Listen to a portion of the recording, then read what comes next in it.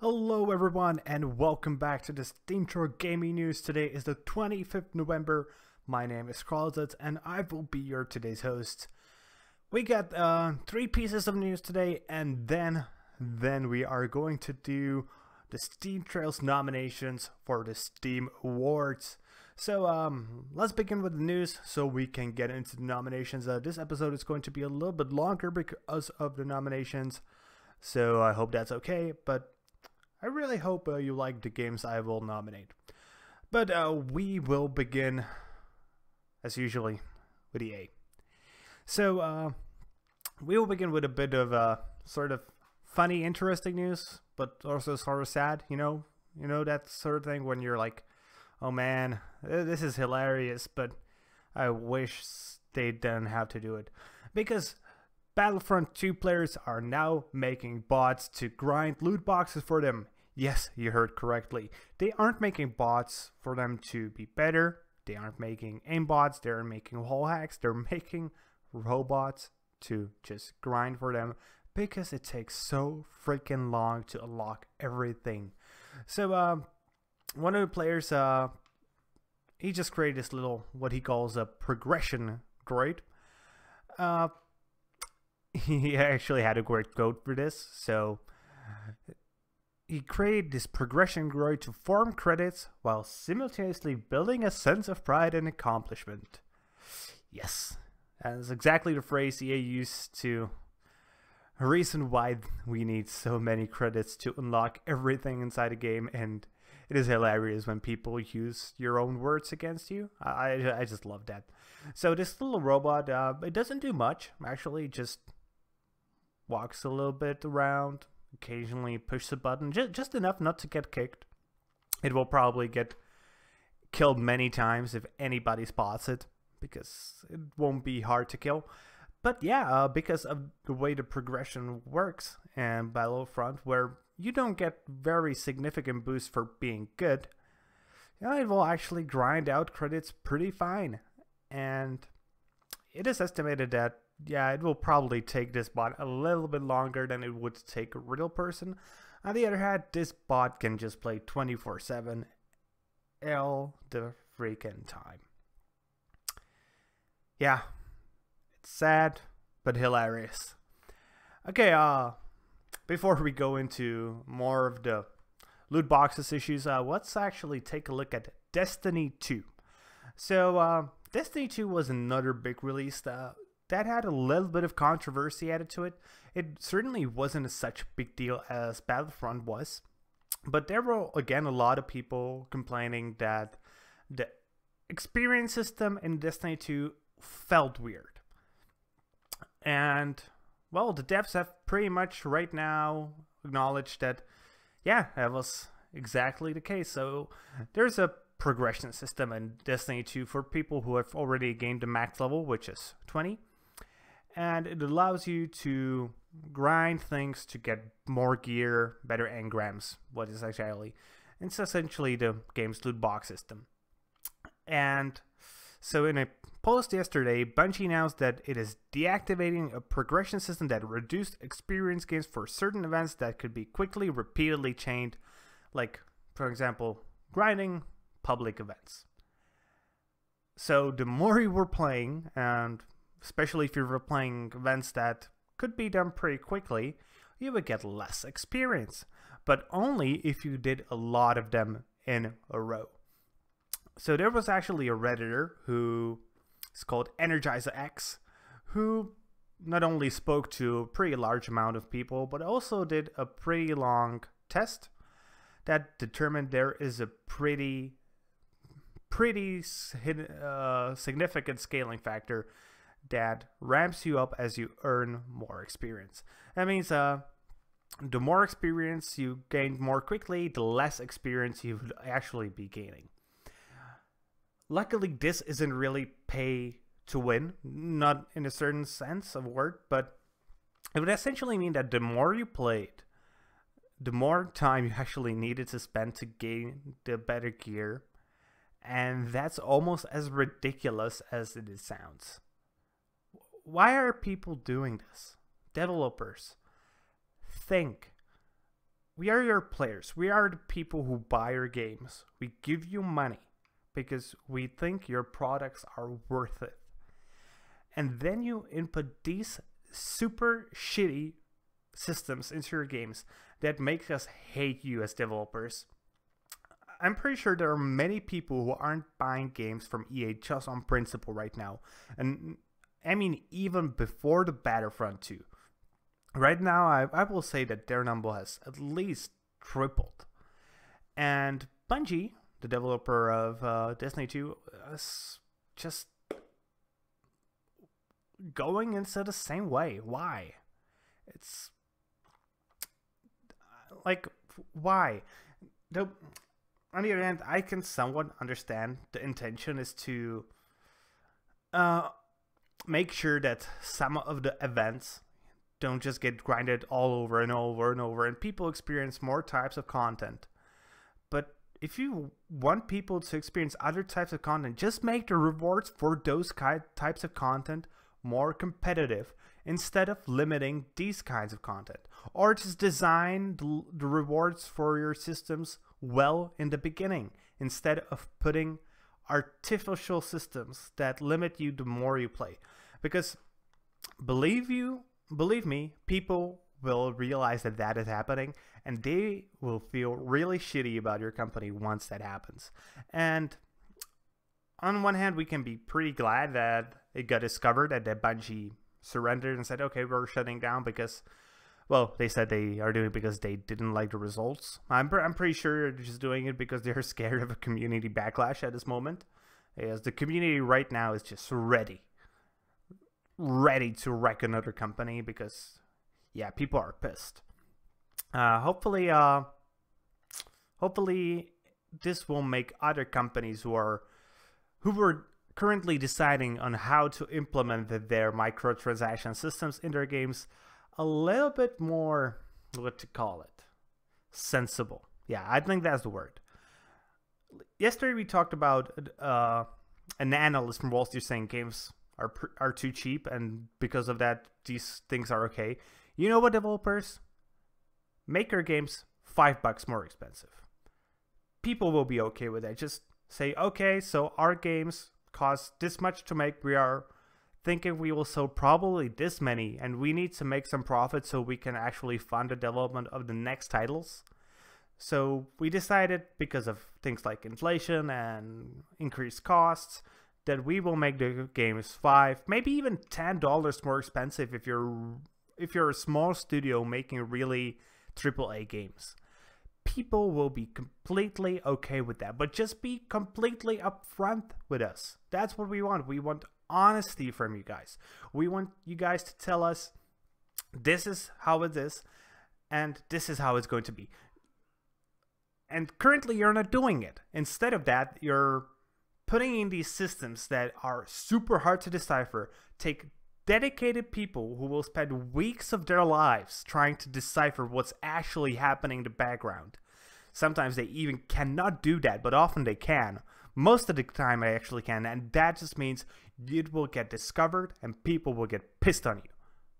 Stop doing it, be upfront with what you want from us, and we will be upfront on whether we think it's okay or it isn't. If you, like, just be, I know people will probably pissed on me because of this, but be like CD Projekt Red. They told us exactly what we can expect from Witcher 3, and we got exactly what we expected. And because of that, the game sold like crazy. And that's what people want. We want honesty from our computer developers, from our computer games developers. So please be so kind for the future and do exactly that. Okay, and our last piece of news for today before we go into the nominations is a little bit more with the loot crates.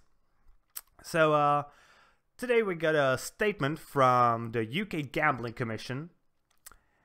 And for once it's probably good news for EA. So the UK Gambling Commission has currently said that loot crates are not really gambling. They said, on the other hand, watch out, they are right there on the line, and it's just that current law makes them not gambling, but you know, it could easily happen that the law changes, because it's really not that hard to change the law. And believe me, most people in the parliament will be like, sure, it's video games, what do I care? And yeah, just stop doing shitty things. We won't have to consider you as gambling. Okay, and that's enough for the news today.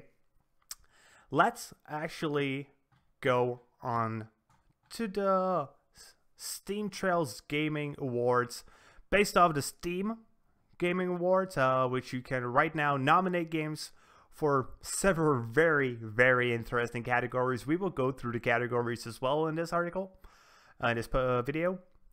And, well, let's get straight to it. Let me just drink a little bit quickly, because my mouth is a bit sore today. Yeah, and let's get straight to it. So we got 10 awards to go through. I decided to skip 2, well, actually the last 2, because for the first one, I you know what, I will tell you guys in the end. So let's begin with the first award, The World is Grim Enough, Let's Just All Get Along award. So, you know, games are a delight, and they entertain us, giving us much needed breaks from all the sorrows and low points of our lives. And let's be honest, for a lot of people, it's been a rough 2017. And that's why the Steam Awards has chosen to celebrate a game that doesn't involve any combat or conflict. And for this category, I've decided to nominate a game that actually didn't come out this year. So, you know what? I don't care. I will just excuse myself for the fact that it actually came out for the Switch, and it's Rocket League. It's a game it's literally the only game I still play purely for fun, not for a review. I'm not saying the games I review aren't fun, but this is the one I don't have to care, where I just can play and relax.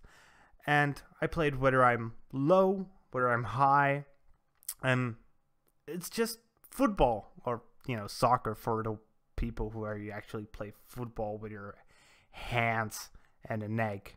Logic. And, you know, football with rocket-powered RC cars. Whoever came up with this idea was a freaking genius. It will always remain a staple in my library, and I will always continue to have fun with it. So, but you know what? From now on, I will actually try to stick to games that were released in 2017. So the next choice is the Choices Matter Award. So games are about agency, and this award is for the game that has it in spades. Maybe it's because there are 31 ways you can breach into the villain's lair. Perhaps there are dozens of potential partners for you to build a romantic future with. Or maybe you find yourself constantly saying, oh, where should I plant those turnips? In all of these scenarios, there's a common bond. The choice is always yours. So for this category, I think many people will disagree with me with the choice I have here.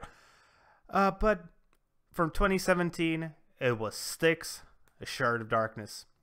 So let me put on a trailer for you guys.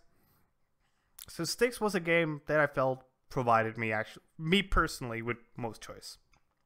Maybe not in terms of its story, maybe not in terms of the abilities that it offered to me, to be honest. But the complete freedom to choose the path in which I will exactly execute the heists was just completely fun for me. And I still highly recommend this game to anyone who is looking for a game where stealth can and should be the key to victory. Great game, really fun, funny story, and pretty good looking. What more can you say? Okay, the third award is the Haunt My Dreams Award. I think I won't be the only person who will actually have this game here. I am pretty certain it is. Because it is Cuphead. Yes. I mean, this game just swept over the gaming world with its awesome graphics, an amazing soundtrack, and freakishly hard fights. This is exactly how an indie game should, and I'm very happy that Cuphead came to be. This category was all about a game that just haunts you. You know, it's just like you're constantly thinking about it. It was exactly the case for me with Cuphead. Like, I was just like, how the hell should I beat that boss? Like, I tried this, I tried that, and it didn't work. What else can I actually do? I don't know, and that was all I was thinking about. Okay, so the next category is called the Mom Spaghetti Award. Yes, Mom Spaghetti. Okay, so there are games that make you excited, there are games that make you happy, then there are games so intense that they elicit a physical reaction. We're talking weak knees, we're talking sweaty palms, we're talking fear-induced accidents. We're talking your friends reminding you to breathe. We're talking about your mom's spaghetti. And for me here, the game Star Trek The Bridge Crew. Now, I still haven't had a chance to play this because the VR arcade in my town closed down, sadly. But, you know, and I honestly don't think I will have a chance to play this in the near future either. But just the thought of actually having the chance to be on a Star Trek ship's bridge, oh man, why? I want this. God, I want this. I need this. Man, I'm so pissed I don't have VR right now. Okay, you see, actually, this is pretty much there for me. Okay, next award is actually the No Apologies Award. It's just the reward for a game that you love unconditionally. Maybe it had some faults, maybe other people don't understand your love for it, sure. But no make a mistake, there's no guilt, only pleasure. And I'm going to nominate Cuphead. Because this thing is called No Apologies, I will not apologize for choosing a game I have already nominated for another category. Because Cuphead is so awesome that it deserves to be nominated in more than just one category. And yes, the game did frustrate me to no end. And that can certainly be considered a pretty huge flaw in game design. But on the other hand, with each encounter, I felt a giant sense of pride as I beat it. Seriously. There really isn't another best way to find it. It's just insanely annoying, but insanely prideful if you manage to do it well. Okay, next award is the Cry Havoc and Let Slip the Dogs of War award. The Bard said it best. This game doesn't necessarily offer the biggest explosion, it offers something better. A potential. Potential to be a rampaging force of nature. Or not. Who knows? You're an agent of chaos and no one is going to tell you what exactly you should do. And here I'm going to nominate Hand of Fate 2. So Hand of Fate 2 is a fairly recent addition to the plethora of games available for gamers on Steam, but I just fell in love with it. Especially with its card game / dungeon master elements. Maybe it's not the best looking game ever, maybe you cannot do everything in a game, but the insane amounts of freedom you have for choosing how exactly you will wreak havoc are ridiculous. Yes, the combat itself is pretty simple, but because of the fact that you can choose so much of actually how the game's path will look, makes it a complete winner in this category for me. Okay, let's move on slightly. Let's move on to the Suspension of Disbelief. So the Suspension of Disbelief award is here for games that can have some pretty ridiculous elements in them. From the stories that drive the action, to the items that require to conquer obstacles, to even the protagonists themselves. This award is for the game that has a key component which, when described out of context, seems totally insane, but while playing the game doesn't even make you bat an eye, because in the moment, it makes complete sense. I will be honest, I was like first thinking, okay, I'm not sure what really to nominate here. But then it hit me, because then I realized, oh, I know exactly the game that is here. And the game is Pyre. Man, did I have a hard time explaining to my friends what this game is exactly about. Every time I started with, well, imagine you're a gypsy in a fantasy fallout world playing basketball. They were just like, what the fuck are you talking about? But Pyre provides something just incredible. A great story, amazing visuals, and awesome music, all combined into one of the best sport games you will ever get to play. And until you try it out, you won't even realize that this is a sports game. Seriously, if you haven't played Pyre yet, go get it now. It's so amazing, you will just get lost in it. Okay, next award is the Soul of Vitruvius award. So the Vitruvian man was Leonardo's celebration of the ideal form. And in that spirit, the Steam Awards looks to celebrate a game with the most lovingly rendered character.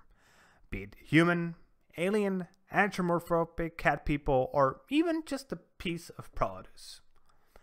So here, I just knew straight away I wanted to put Hollow Knight here.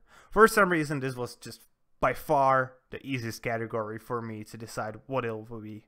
And I'm not even completely sure why, but Hollow Knight's main protagonist, the enemies, and every single detail just made me fall in love with it. Though, you know, I will admit, Pyre was a pretty close second.